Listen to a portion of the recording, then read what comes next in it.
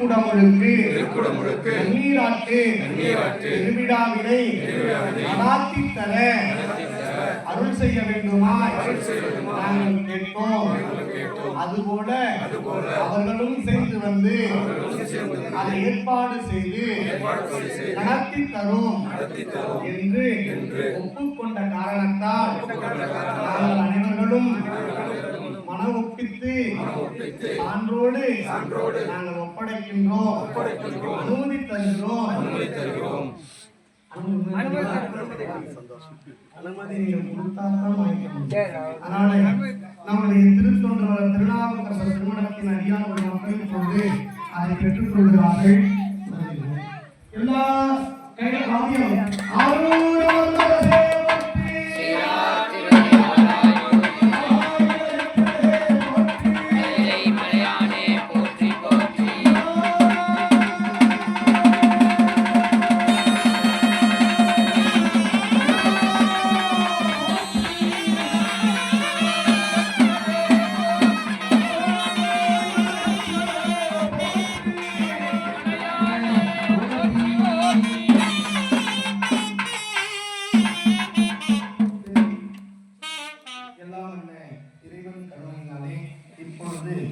பிரவேசப்படி என்று சொல்லக்கூடிய பிரவேசப்படிக்கு முன்னால் எல்லாருக்கும் கங்கணம் என்கின்ற ஆண்களுக்கும் பெண்களும் அணிந்து கொள்ளலாம், தப்பு கிடையாது. அப்புறம் நிறைய பேர் சொன்னாங்க, ஐயா எங்கள் வீட்டில் மாதவி கார்டு ஆகிடுச்சு ஐயா வரலாமான்னு. ஒன்று சொல்கிறேன் கேளுங்க, இறைவனுக்கு அந்த மாதிரி எந்த ஒரு அழுப்பு அழுக்கும் கிடையாது. மற்றவர்களை வஞ்சித்து மற்றவர்களுடைய பொருளை திருடி மற்றவர்களுடைய உடைமைகளை பறித்து மற்றவர்களிடத்திலே வஞ்சகம் செய்தால்தான் தீர்வு. இது இயற்கை. அதனால் எந்த விதமான தோஷமும் கிடையாது. நீங்கள் மேல்மருவத்தூருக்கு யாராவது கோயிலுக்கு மாலை போட்டிருந்தா தெரியும், அந்த தீட்டு என்பது கிடையவே கிடையாது. நீங்கள் அது உண்மையே நாங்கள் சொல்கிறோம். அதனால் இறைவனுக்கு சிவன் கோயிலுக்கும் நம்மளுடைய மாரியம்மன் கோயிலுக்கும் பெருமாள் கோயிலுக்கும் தீட்டு என்பது கிடையாது. இது சத்தியம். தீட்டு என்பது மற்றவர்களை நாம் வஞ்சித்து வாழ்கிறோமே, மற்றவர்கள் மீது நாம் போராமை கொள்கிறோமே, அவங்கள பார்த்தாதான் இறைவன் ஐயோ இவன் காணத்தகாதவன் இவன் காணத்தகாதவன் என்று இறுக்கி கண்ணை மூடிக்கொண்டு இவர்கள் தீட்டு என்று நினைப்பார். இது தீட்டு இல்லை. இறப்பும் பிறப்பும் இறைவனுக்கு சமம். அதனால பிறப்பு ஒன்று இருந்தால் இறப்பு ஒன்று நிச்சயமாக இருக்கும். அது தீட்டு அல்ல. அந்த பூத உடலை தாங்கி இருந்த நாம் போய்விட்டோமே என்று ஒரு மனம் சஞ்சலப்படுகிறது. ஆனால் சஞ்சலத்திலே வாழ்வாங்கன்னா கிடையாது. அது அது அப்படியே இருந்தால் இருந்துகிட்டே தான் இருக்கணும். அது கிடையாது. அதனால் ஒரு சேலை போடுங்கப்பா, எல்லாரும் உட்கார வச்சுக்கணும். அதனால் நீங்கள் எல்லாம் தீட்டு என்பது நிச்சயமாக கிடையாது. தீட்டு என்பது உண்டு.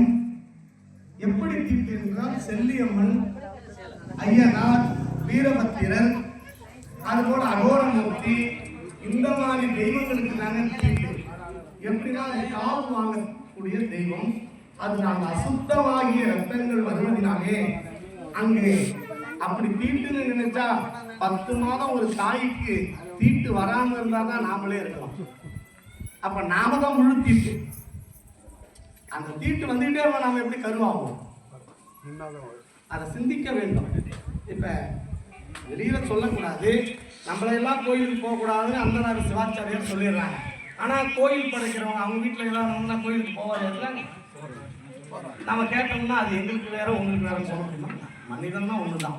அதனால நாயன்மார்கள், ஆழ்வார்கள், சித்த புருஷர்கள், யோகிகள், தபசிகள், ஞானிகள் திருவண்ணாமலை கிரிவலம் போனீங்கன்னா தெரியும்.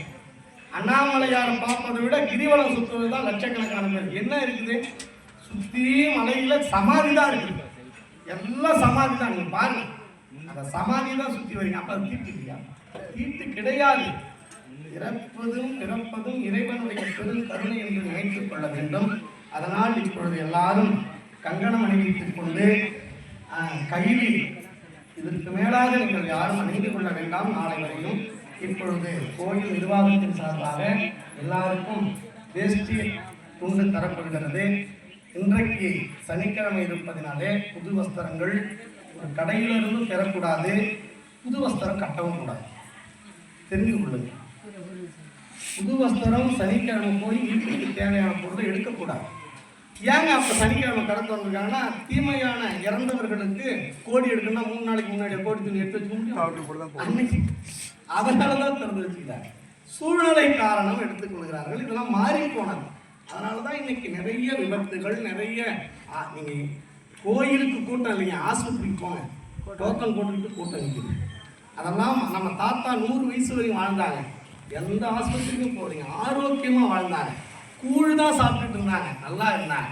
அதுபோலத்தான் நீங்கள் இருக்க வேண்டும். நம்ம பிள்ளைங்க இந்த உலகத்துல கல்வியும் ஞானமும் அறிவும் பெற்று ஆரோக்கியமாக வாழ வேண்டும் என்பதுதான் எங்களுடைய நோக்கம். நாங்கள் கேட்பது பேசுவது வேணால் கொஞ்சம் உங்களுக்கு ஒரு மாற்றங்களாக தெரியுமே தவிர, ஆனால் நீங்கள் வாழ்ந்தீர்களானால் அது உங்கள் வாழ்க்கை ஒரு வளமாக இருக்கும்.